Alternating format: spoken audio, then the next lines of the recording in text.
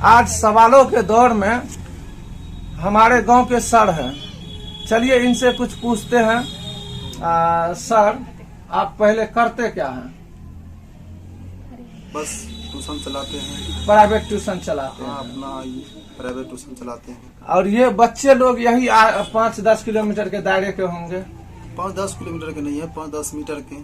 5-10 metre के दायरे के ही बच्चे हैं? हाँ, 100 मीटर 200 मीटर इतनी नजदीकी का है। सर, आज मेरा एगो छोटा सा सवाल है। ये बच्चे लोग यहाँ पढ़ रहे हैं, हम आपके बारे में कहना नहीं चाह रहे हैं। यहाँ 5 मीटर की 10 मीटर की दूरी में पुला के नीचे एक नवसिरजीत भी है, मिडिल स्कूल भी है। आपका बहुत एक छोटा सा कोचिंग है, ठीक है, लेकिन उस स्कूल के सामने यह एक मान लीजिए एक बहुत छोटा सा है, लेकिन आपका पढ़ाई का स्तर और उस स्कूल का पढ़ाई का स्तर जब हमने नोटिस किया तो मतलब बहुत अंतर आ जाता। जबकि एक बहुत छोटा सा रूम है, वो एक बड़ा सा विद्यालय है। यहाँ आप अकेले इतना बच्चों को पढ़ाते हैं, जबकि वहाँ 4-5-6 टीचर रहते हैं। जबकि नवसिरजीत में मिडिल का तो छोड़ दीजिए, तो आखिर ऐसा क्यों? देखिए,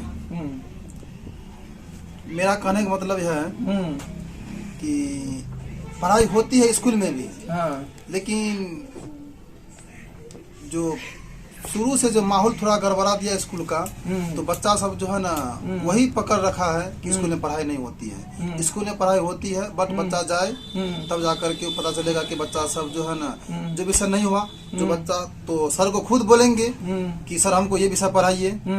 जब वो नहीं पढ़ाते हैं, उस टॉपिक से नहीं पढ़ाते, जो विषय है उस टॉपिक बनाकर नहीं पढ़ाते हैं, तो जो उसके लिए शिकायत है। शिकायत किया जाए। सर, ये बच्चे नवसिरजीत स्कूल जो है, वहाँ तो बच्चों का स्टार्टिंग होता है। आप जो बात बोले, वहाँ तो बच्चों का स्टार्टिंग बेस है। वो लोग कैसे जानेंगे सब्जेक्ट के बारे में? वहाँ कर्तव्य क्या बनता? अच्छा, एक बात बताइए, शिक्षा में गुरु को पहला, माँ बाप के बाद गुरु का स्थान है, गुरु का ही स्थान आता है। तो फिर स्कूल में जो आते हैं वो भी तो एक गुरु हुए। तो आप इतना छोटा में इतना बच्चों, महात्मा गांधी बोले थे, जैसा तुम देश को देखना चाहता है वैसा खुद बनो। ठीक है। और एक कहानी है, honesty is the best policy.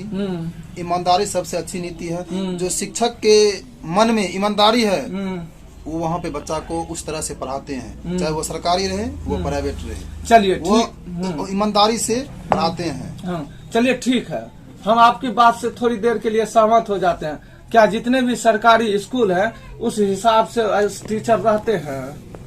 नहीं, वो तो नहीं है। नहीं न है। ये तो हम तो पहले ही बोल दिए ना, ईमानदारी जो है ना सब चीज खो बैठा है। ये सोच रहा है। बोलिए। ईमानदारी जिस टीचर के पास में है, वो समय से 10 मिनट की खोड़ी आएगा स्कूल, उसके बाद समय से आफ्टर 15 मिनट हो या 20 मिनट स्कूल से जाते हैं। उसको है कि हम अपना बच्चे को बनाना है, तो बच्चा वो टीचर स्कूल आते हैं समय से। ऐसी बात नहीं है नहीं आते। इसके पास में नॉलेज है ये नहीं है, जो पढ़ाएंगे क्या? वो लेट से आते हैं, सवेरे भाग जाते हैं। चलिए सर, ये आपका विचार था। अभी हाल में ही बीपीएससी का एग्जाम हुआ था, ठीक है सर। उसके बाद पहले का भी टीचर है, सीएट का एग्जाम निकालने के बाद विद्यार्थी लोग को दोबारा एग्जाम दिया गया है, बीपीएससी का एग्जाम। तो आप टीचर लाइन से, तो बीपीएससी के कितना समर्थन, और क्या बीपीएससी करके जो टीचर आएंगे तो क्या लग रहा है हमारे स्कूलों की स्थिति बदलेगी? व्यवस्था जो है ना, विधि बीपीएससी के एग्जाम के बारे में बताइए। व्यवस्था, यदि बीपीएससी जो भी टीचर करके आएंगे जी, तो वो तो समझ लीजिए कि जिस तरह से जी एक आदमी का, जैसे दांत लीजिए, टूथब्रश लीजिए, जितना साफ करेगा उतना वो चमकेगा। तो वही है बीपीएससी। जो बीपीएससी करके आएगा तो जरूर वो स्कूल की विधि व्यवस्था को जो है ना तंदुरुस्त और चमका के रखेगा, यानी पढ़ाई के मामले में। बीपीएससी का एग्जाम आके आए तो बहुत अच्छा है। हम भी मानते हैं कि अगर जो टीचर बीपीएससी के एग्जाम देके आएंगे तो अच्छा को और अच्छा करेगी। जो अभी वर्तमान में से सरकारियों स्कूल की जो स्थिति है, हम अपने सौर बाजार की बात नहीं लेते, मोटबारा पूरे बिहार की स्कूल की बात लेते हैं। क्या जिस हिसाब से मान लीजिए प्राइवेटों में होती है पढ़ाइयाँ व्यवस्थाएं, क्या उस हिसाब से सरकारी पूरे बिहार की बात कर रहे हैं होती है? नहीं, ये तो नहीं होती है। काहे नहीं होती है? नहीं होने का रीजन है को? देखिए, हम्म, हर एक बात में आप सरकार को जिम्मेदार नहीं रख सकते हैं। क्यों?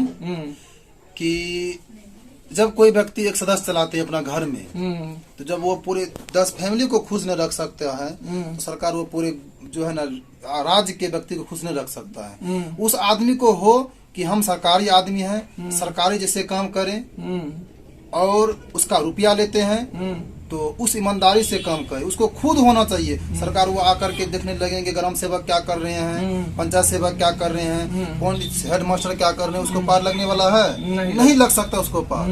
उसको खुद होना चाहिए कि हम उस हिसाब से, इस हिसाब से सरकार से रुपया लेते हैं, उस हिसाब से सरकार को काम करके दे। चलिए ठीक है सर, क्या लगता है जैसे सीएट का एग्जाम निकलने के बाद, सीएट का एग्जाम निकलने के बाद ना बीपीएससी लाया गया कि पहले तो नहीं दिखाया, पहले नहीं था, पहले नहीं था। सीएट के एग्जाम जिन लोगों ने निकाला था उनके बाद उन लोगों में वो खुशी का लहर दौड़ गया था कि अब हम लोग भी टीचर बन जाएंगे। लेकिन सरकार ने एक नई फिर ला दी बीपीएससी का एग्जाम। बीपीएससी का एग्जाम भी हुआ, तो क्या लगता है सर कि बीपीएससी का जो एग्जाम हुआ इस बार, जो जिन लोगों ने बीपीएससी का एग्जाम दिया है उन लोगों को इस बार भी ये रिजल्ट देखने को मिलेगी, या नौकरी का उन लोगों को सेवा मिलेगा कि नहीं मिलेगा? इसके बाद जरूर मिलेगा जी, बीपीएससी के बाद जरूर मिलेगा, डायरेक्ट टीचर में बहाली होगी। तो इनका एग्जाम भी पहले के जैसे लेट होते थे, तो क्या लगता है उस हिसाब से तो नहीं होना चाहिए ना? वो तो क्या कहते हैं कि कोई काम होता है, कोई काम करने में सर्वर वगैरह के प्रॉब्लम से थोड़ा लेट वगैरह हो जाता है, वो अलग बात है। लेकिन काम लेटे हो लेकिन दुरुस्त काम होते हैं, ऐसी बात नहीं है। चलिए देख लीजिए दोस्तों, यहाँ भी कुछ बच्ची लोग पढ़ रही है, तो ये देख लीजिए बहुत छोटा सा एक 10x10 के रूम में यहाँ बच्चों को पढ़ाया जाता है। छोटा सा होते हुए भी यहाँ के विद्यार्थी और इस सरकारी स्कूल में पढ़ने वाले विद्यार्थी के रिजल्टों में देख लीजिए, या उनके पढ़ाई का जो स्तर होता है उनकी जानकारी को देख लीजिए, आपको आसमान धरती का अंतर हो जाएगा। इसी के साथ चलिए, जय हिंद, जय भारत।